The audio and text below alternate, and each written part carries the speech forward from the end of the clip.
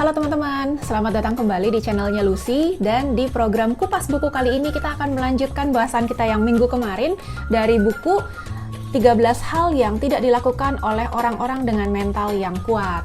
Nah, sekarang kita akan masuk ke chapter yang kedua yang judulnya adalah They don't give away their power, atau mereka tidak membiarkan orang-orang lain mengkontrol diri mereka. Ini merupakan kelanjutan dari video yang minggu lalu yang chapter pertama. Jadi buat teman-teman yang belum nonton video memperkenalkan buku ini, juga video yang bab pertama, sebaiknya teman-teman nonton dulu video yang bab pertama supaya nyambung ceritanya. Ya, betul. Aku ingat Dale Carnegie, Ya. ada satu saying terkenal juga. Ya, dia bilang, when we hate our enemies, we are giving them power over us. Power over our sleep, our appetite, our blood pressure, our health, and our happiness. Right? Ya, kita translate dulu. Jadi kalau menurut Dale Carnegie, ketika kita benci sama musuh-musuh kita, sebenarnya kita itu sedang memberikan mereka kontrol terhadap diri kita. Kontrol terhadap tidurnya kita, terhadap nafsu makannya kita, terhadap tekanan darahnya kita, terhadap kesehatan kita, bahkan kebahagiaan kita. Masuk akal juga ya, karena ketika kita benar-benar kesel sama seseorang, kita mau tidur juga mungkin susah. Mau makan mungkin gak nafsu karena masih berapi-api, masih bete. Tapi ternyata ini berarti kita memberikan power kepada orang lain atau membiarkan orang lain yang mengkontrol hidup kita. Nah, di chapter kedua ini kita diceritain satu pengalaman dari seorang wanita yang namanya Lauren. Lauren ini dia udah married. Nah, dia punya mama mertua yang namanya Jackie. Mama mertuanya ini sebelum dia married pun dia udah ngerasa ini agak ngejengkelin nih mama mertuanya, tapi dia masih bisa tahan-tahan sampai ketika dia udah punya anak dua. Dia udah ngerasa wah nggak tahan lagi, udah gemes banget dia. Karena si mama mertuanya ini, si Jackie, suka tiba-tiba datang, nggak bilang-bilang dulu, udah gitu bisa berjam-jam di rumahnya. Si Lauren ini ngerasa itu tuh ngeganggu waktu keluarga, family time-nya mereka, karena dia kan kerja, jadi dia punya waktu cuma dikit bisa bersama dengan dua anak perempuannya, cuma antara jam dia pulang kerja sampai sebelum anak-anaknya tidur. Datang ini si mama mertua ganggu-ganggu. Udah gitu parahnya lagi, katanya mama mertuanya itu selalu bikin komentar-komentar yang mendiskreditkan dia, kayak misalnya, alah nonton TV mah nggak apa-apa, nggak bakalan ngelukain kamu kok. Saya sih nggak tahu deh kenapa sih mamah kamu ngelarang kalian nonton TV. Jadi kesannya kayak mamanya jahat gitu. Terus bilang, saya sih sebenarnya mau-mau aja kasih kalian, si cucu-cucu nih ya, mau aja kasih kalian dessert, kasih kue-kue. Tapi mamanya bilang makan gula-gula itu nggak baik untuk kesehatan mereka. Jadi kesannya si bad guy-nya ini, orang jahatnya nih si mamanya, bete akhirnya si mamanya.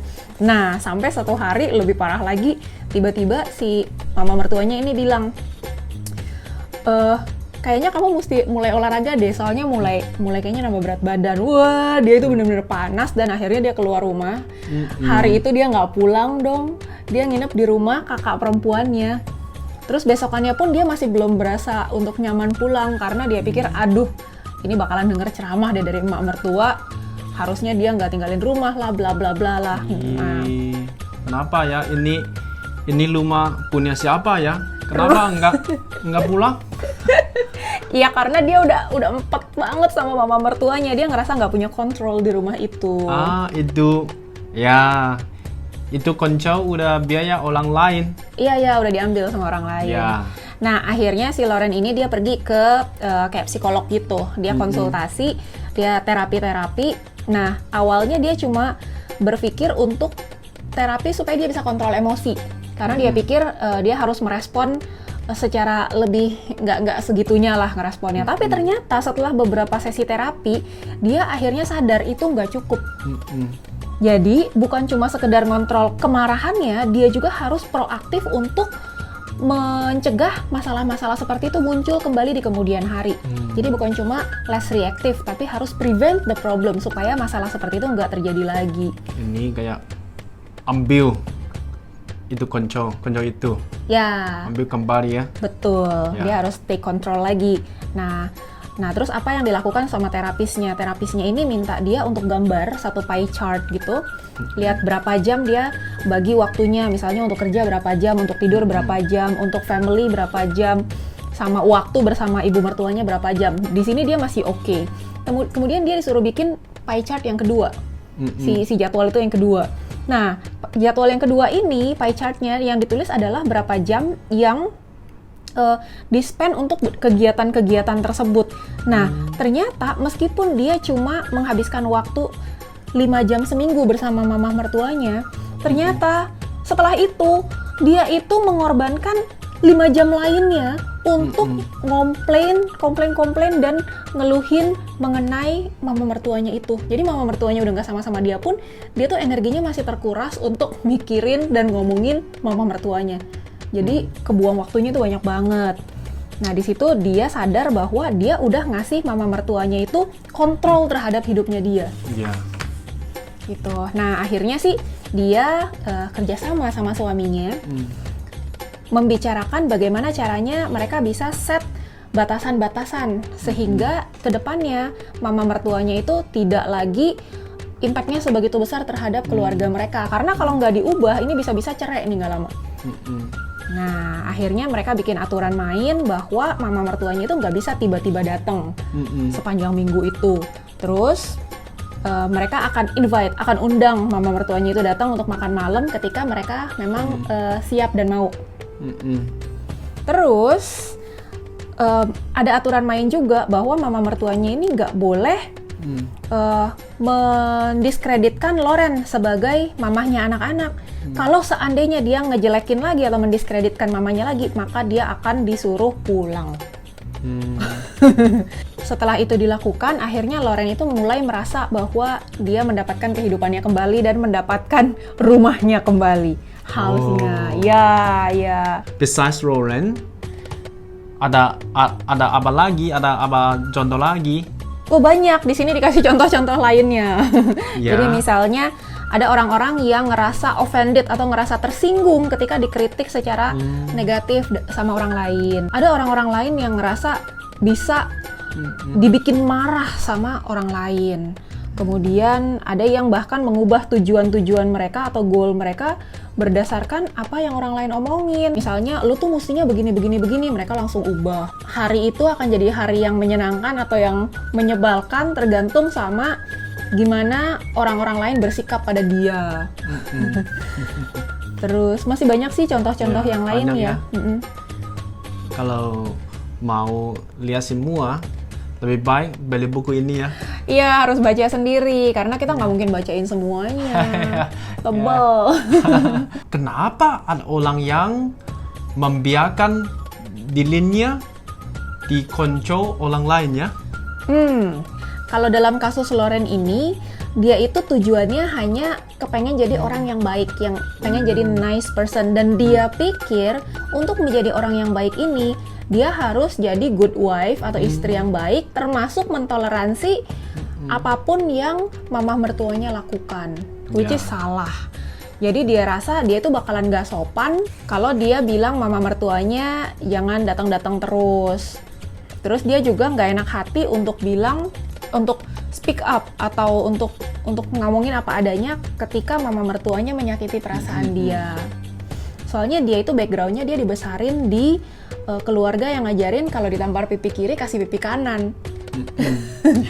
Ya, tapi untungnya dengan pertolongan terapi itu akhirnya dia bisa melihat bahwa dengan ngeset aturan-aturan tertentu itu bukan berarti dia adalah orang yang jahat atau orang yang nggak respect sama mama mertuanya, tapi justru itu adalah cara yang sehat supaya keluarganya bisa lebih happy. Nah, ini banyak orang-orang lain juga sebenarnya punya prinsipnya sama. Jadi mereka itu nggak berani mengatakan tidak. Nah, they don't dare to say no. Ketika misalnya ada orang-orang yang minta mereka tolong untuk lakukan sesuatu gitu. Sebenarnya mereka nggak mau, tapi mereka tuh nggak enakan untuk bilang enggak. Ya, banyak orang tidak suka say no kan? Takut nggak menyenangkan orang lain gitu ya. Iya, betul. Padahal ketika kita menghindar untuk menyatakan tidak kepada orang yang kita sebenarnya nggak mau, maka itu berarti kita sedang memberikan kesempatan orang lain untuk mengkontrol atau memberikan power kepada orang lain untuk ngatur-ngatur hidup kita. Nah, di sini kesimpulan dari part ini adalah if you don't like the way someone treats you, yet you don't stand up for yourself, you give that person power over your life. Jadi kalau kita nggak suka cara-cara orang memperlakukan kita dan kita tidak stand up, nggak berjuang mempertahankan apa yang kita rasakan, maka itu berarti kita sedang memberikan orang lain power atau kontrol terhadap hidup kita. Ya, betul. Kalau dikontrol orang lain, ini bahaya ya. Masalahnya apa kalau kita dikontrol orang lain ya? Banyak problemnya. Ya. Jadi di sini simple. Di sini intinya adalah pertama kita berarti bergantung pada orang lain untuk mengatur perasaan kita. Oke. Terus kita biarkan orang lain memutuskan seberapa bernilai hidup kita. Wah, bahaya. Jadi dia itu benar-benar bergantung pada penilaian orang lain sehingga dia bilang you'll only be as good as someone else's opinion of you. Jadi kita tuh cuma sebagus seberapa tinggi orang menilai kita. Ya. Which is ini salah banget. Terus yang ketiga bahayanya lagi adalah kita jadinya menghindar untuk addressing the real problem. Kita nggak speak up gitu. Dan ini bikin jadi helpless karena apa? Karena kita bukannya fokus pada apa yang kita bisa lakukan untuk memperbaiki situasi, kita malah jadi mencari-cari excuse atau mencari alasan untuk menjustify problem-problem kita. Ya. Orang lain yang kontrol semua. Terus become victim of circumstances gitu. Kita juga jadi korban terhadap situasi atau kondisi di sekeliling kita. Ya. Ini ibaratnya kita mau nyetir kehidupan kita punya mobil which is kehidupan kita bukan jadi drivernya, kita malah jadi penumpang doang, kita cuma nurut doang orang mau ngedrive kemana. Yang kelima, kita juga bakalan sensitif banget sama kritik. Kita bakalan masukin ke hati apapun yang orang ngomongin mengenai kita. Waduh, ini sih lelah ya. Terus keenam, you lose sight of your goals. Oh, kita jadi lupa sama tujuan-tujuan kita karena terlalu dengerin orang lain sih. Kita juga nggak bisa bekerja untuk mencapai tujuan-tujuan kita ketika kita memberikan orang lain kontrol atas diri kita. Gimana bisa progres ya kalau kita biarin orang lain yang kontrol terus. Dan yang terakhir adalah kita bisa merusak hubungan, ruin relationship. Kenapa? Soalnya kalau kita nggak speak up, kita nggak ngomong apa adanya, itu otomatis feeling kita di dalam kan jadi tambah sakit, dan akhirnya kita jadi menumbuhkan kebencian di dalam hati. Dan itu pasti merusak hubungan. Itu bahayanya banyak banget kalau kita memberikan kesempatan orang lain untuk mengkontrol hidup kita. Wow, masalah banyak ya. Yes.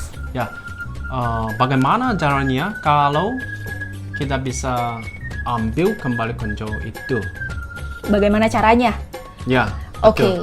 Ini bagus pertanyaannya. Caranya adalah ada 5 di sini. Yang pertama, kita harus identifikasi dulu siapa sih yang udah take kita punya power, siapa yang udah take control sama hidup kita. Kita mesti cari tahu dulu.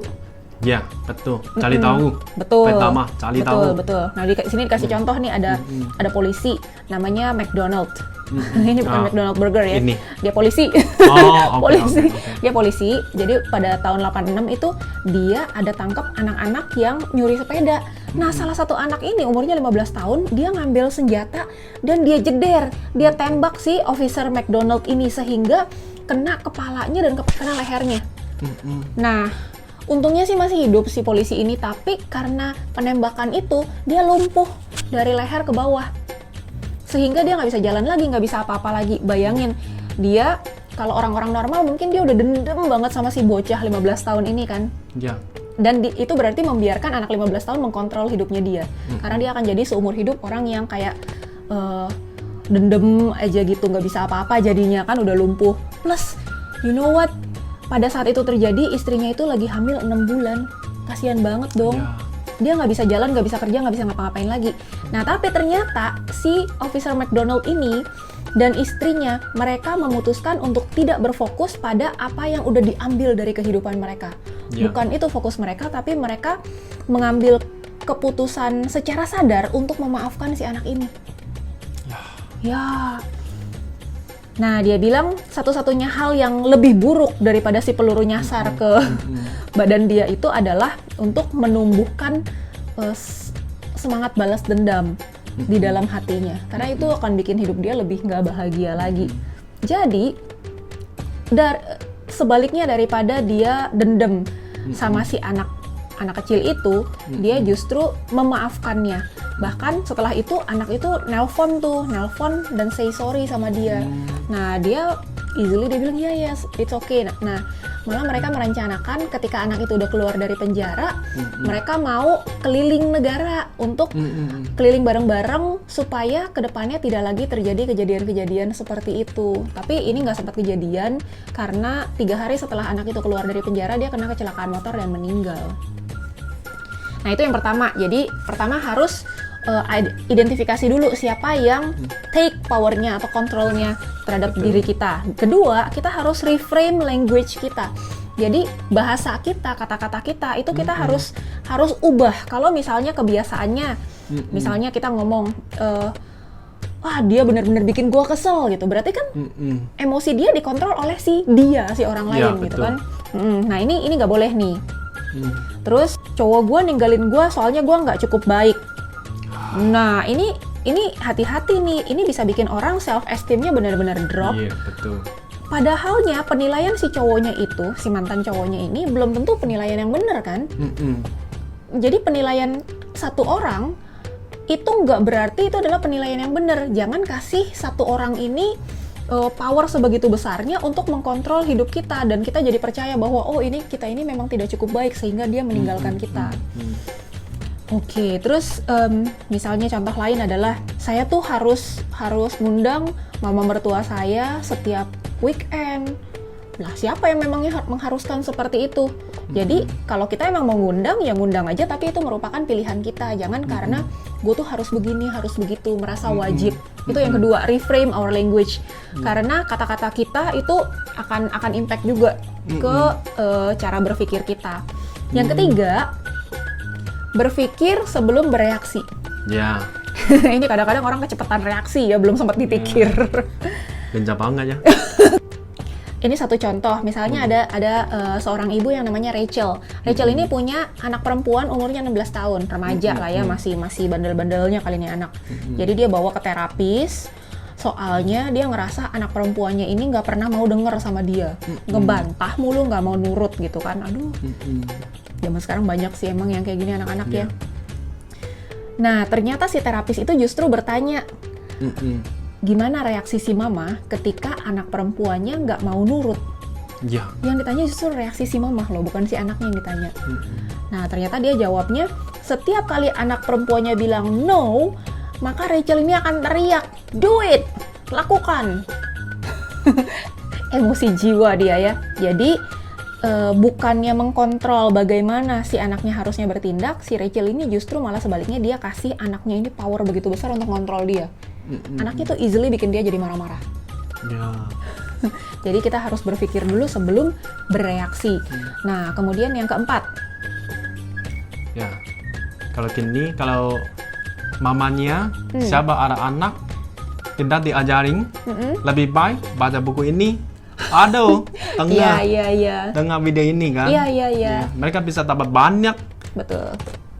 Ternyata ini buku mental kuat, bagus juga loh untuk parenting ya, yang mama-mama, papa-papa ini bagus banget. Karena zaman sekarang ya memang nggak dipungkirin, kebetulan aku juga punya teman bisnis yang anaknya ini cukup bikin mamahnya darah tinggi. Karena nggak pernah mau nurut.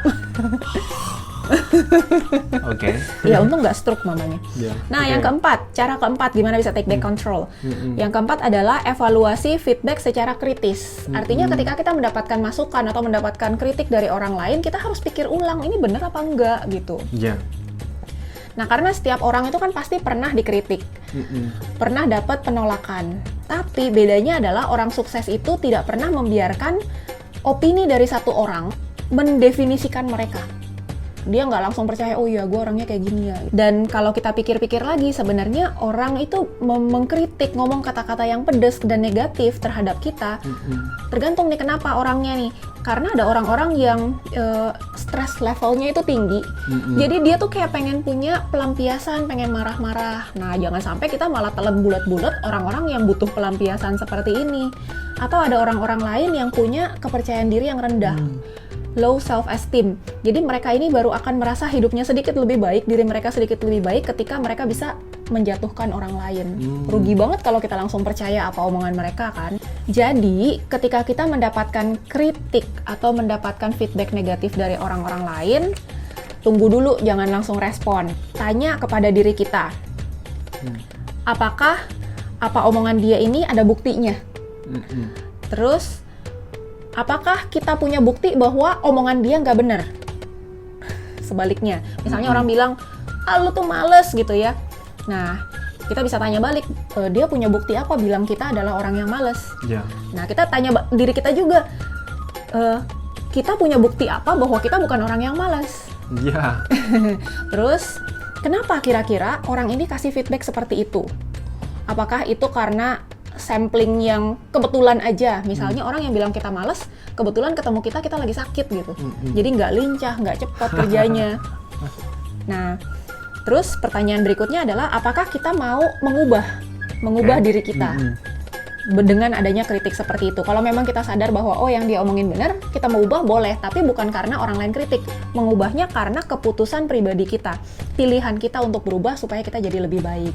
Dan yang terakhir, yang kelima, cara untuk take back control itu adalah dengan merecognize choices kita atau mengakui bahwa hal-hal yang kita lakukan itu memang keputusan kita, bukan karena harus atau karena kata-kata orang lain, tapi kita memang memilih untuk melakukan sesuatu. Bagaimana mengambil kembali control akan membuat mental kita lebih kuat. Yes, nah tadi kita udah belajar 5 cara take back control, ini bikin mental kita lebih kuat. Kenapa? Tentu aja dengan mengambil alih lagi kontrol itu ke diri kita akan punya pengenalan yang lebih baik akan diri kita sendiri. Jadi di sini dibilang you will develop a better sense of who you are. And then ketika kita take back control itu, kita akan lebih accountable untuk progress kita ngejar goal-goal kita. Penting ini. Terus kita juga nggak akan pernah ditekan atau di-pressure untuk melakukan sesuatu yang kita nggak mau.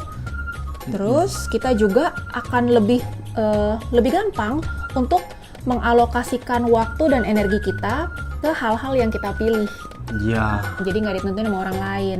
Dan terakhir adalah ini mengurangi resiko depresi, anxiety, kecemasan, dan isu-isu mental lainnya. Dan of course ini juga ada benefit atau manfaat secara kesehatan. Kayak misalnya dengan lebih memaafkan orang lain gitu, itu akan mengurangi stres kita, meningkatkan toleransi kita terhadap rasa sakit, dan bahkan ada riset menunjukkan ini bakalan bantu kita untuk hidup lebih panjang. Ya, dan di sini ada contoh dari Oprah Winfrey, ini bagus banget deh. Oprah Winfrey ini dia ternyata waktu kecil nggak tajir gini loh. Dia tuh dibesarkan di bener-bener kemiskinan. Dan bahkan dia dari mudanya itu dia sexually abused. Jadi dia kayak diperkosa gitu sama banyak orang, beberapa orang, selama dia masih kecil. Terus dia tinggalnya aja pindah-pindah sama papahnya, sama mamahnya, sama omanya. Dan waktu dia masih remaja, dia tuh udah beberapa kali kabur dari rumah. Bahkan dia umur 14 itu dia hamil. Lebih sedihnya lagi, 14 tahun dia udah hamil. Terus nggak lama setelah anaknya dilahirkan, anaknya meninggal. Ini kalau orang ini dengerin apa kata orang sih mungkin udah nggak karu-karuan hidupnya ya. Tapi ternyata dia bukan tipikal kayak gitu. Jadi selama dia high school ya, selama dia sekolah, dia itu kerja di radio station, di stasiun radio. Habis itu dia kerja di beberapa pekerjaan media lainnya dan jadi pembawa berita di TV. Habis itu dia diberhentiin. Nah, tapi ternyata dia di sini katanya dia nggak membiarkan opini orang lain memberhentikan dia, karena dia dibilang nggak cocok lah, kurang cantik lah, apalah, gila kesian banget kan. Nggak tipikal pembawa berita sih ya, bukan yang kayak blonde cantik kurus gitu dia. Tapi kemudian dia berjuang terus, dia bahkan menciptakan talk show-nya dia sendiri ketika dia umur 32 tahun. Abis itu di umur 41, Dia itu udah sukses. Momo 41 itu dia punya kekayaan 340 juta US dollar. Dia bahkan memulai dia punya perusahaan majalah, radio, TV, bahkan dia juga ikut nulis 5 buku. Dia menang Academy Award dan akhirnya bener-bener dia sukses banget dan dia banyak ngasih charity juga, bahkan sampai orang-orang di Afrika Selatan. Intinya adalah dia tidak membiarkan masa kecil dia yang menyedihkan itu, kayak dari orang tuanya lah, dari former employer atau dari mantan bosnya yang ngeberhentiin dia, itu take away dia punya power. Dia nggak biarkan orang lain mengkontrol hidupnya dia. Jadi karena itulah dia bisa berubah dari yang tadinya sangat-sangat amat sangat miskin sekali sampai dia pakai dressnya dia, tahu nggak apa? Potato sacks loh. Potato sacks itu karung kentang sebagai dressnya dia saking miskinnya. Tapi kemudian dia bisa dianugerahi title sebagai the world most powerful women atau wanita yang paling powerful di dunia, dikasih ini sama CNN dan Time itu magazine. So dia memilih untuk memutuskan dia itu siapa, define who she was going to be in life. Jadi dia itu di hidupnya dia siapa dan tidak memberikan orang lain kontrol atau power atas hidupnya dia. Kalau gini, kalau mau sukses harus ambil kembali kontrol kan? Betul. Ya. Nah, teman-teman yang pengen tahu lebih detail mengenai Oprah Winfrey, itu di Gramedia ada buku, ada serial Why People ya. Ini.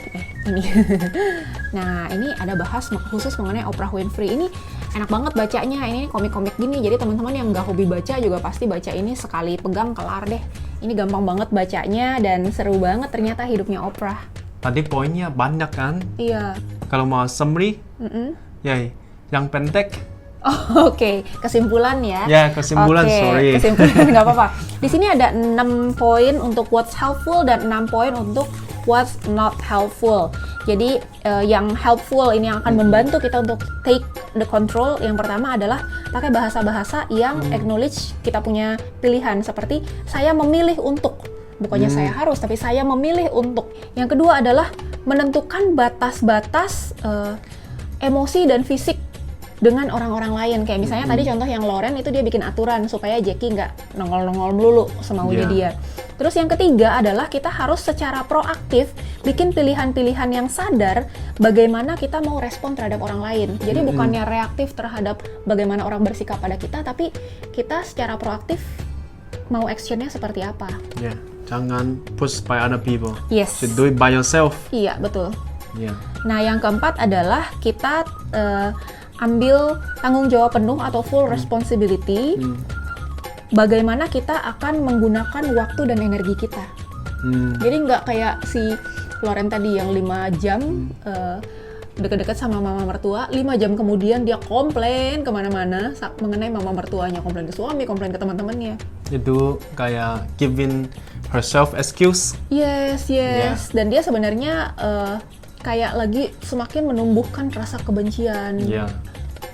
Terus yang kelima, kita juga memilih untuk memaafkan orang-orang regardless of whether they seek to make amends. Jadi itu orang mau nyesel mau kagak, pokoknya kalau orang salah sama kita ya udah kita maafin aja. Toh kata riset itu bisa bikin kita umur panjang dan lebih sehat. Dan yang keenam adalah kita harus mau untuk menganalisa feedback dan kritik dari orang lain, jangan langsung loncat ke kesimpulan atau jangan langsung telan bulet-bulet. Ya kita analisa dulu, bener nggak apa yang dia omongin, buktinya apa? Bener nggak kalau kita nggak kayak gitu, buktinya apa? Kita mau berubah nggak? Kalau kita mau berubah itu adalah keputusan kita. Oke. Bagus. Points bagus. 6 points. Yes. Terus nggak bagus apa ya? Oh iya, ada 6 poin juga yang not helpful nih. Yang pertama adalah menggunakan, ini basically kebalikannya, menggunakan bahasa-bahasa yang mengimplikasi kita tuh adalah victim. Misalnya bilang, saya harus melakukan ini, bos gue bikin gue bete banget. Pokoknya orang lain itu berimpact banget sama hidupnya dia, itu hati-hati bahasanya. Kedua, marah atau timbul kebencian sama orang-orang yang melakukan sesuatu pada kita. Jadi kita kasih orang power gede banget terhadap diri kita. Nggak usah segitunya, nggak usah marah dan benci gitu. Terus ketiga adalah bereaksi terhadap orang lain. Jadi lebih kayak reaktif aja, bukan proaktif ya. Abis itu nyalahin mereka Ya. atas apa yang kita lakukan terhadap diri kita. Abisnya sih ini begitu, abisnya sih ini begitu. Yang keempat adalah melakukan hal-hal yang kita nggak mau. Ini nggak benar, melakukan hal-hal yang kita nggak mau, abis itu kita menyalahkan orang lain karena bikin kita melakukan itu. Jadi kalau emang nggak mau ya bilang nggak mau, jangan lakukan, abis itu nyalain orang. Yang kelima adalah bete ya, hold a grudge and harbor anger and resentment. Abis itu marah dan benci sama orang lain, nggak ada gunanya juga. Yeah. Terus yang keenam, yang terakhir adalah membiarkan feedback dan kritik dari orang lain mengontrol bagaimana perasaan kita terhadap diri kita sendiri. Ya, kesimpulannya Mm-mm. 6 bagus, Yes, 6 nggak kebalikannya bagus. jangan dilakukan. Ya. Mm-mm. Oke. Nah, ini kita udah selesai chapter yang kedua. Seru banget ternyata ya. Kadang-kadang kita tidak sadar membiarkan orang lain mengkontrol diri kita. Nah, di sini kita diingetin lagi. Chapter yang ketiga yang akan kita bahas minggu depan, judulnya adalah They Don't Shy Away From Change. Jadi orang-orang yang mentalnya kuat itu nggak takut sama perubahan. Nah, teman-teman yang nggak mau ketinggalan summary dari chapter 3 ini, ingat subscribe dan aktifkan loncengnya supaya langsung dapat notifikasi ketika kita upload chapter yang ketiga. Terima kasih buat teman-teman yang sudah nonton sampai selesai. Sampai jumpa di video yang berikutnya. Bye-bye. Bye.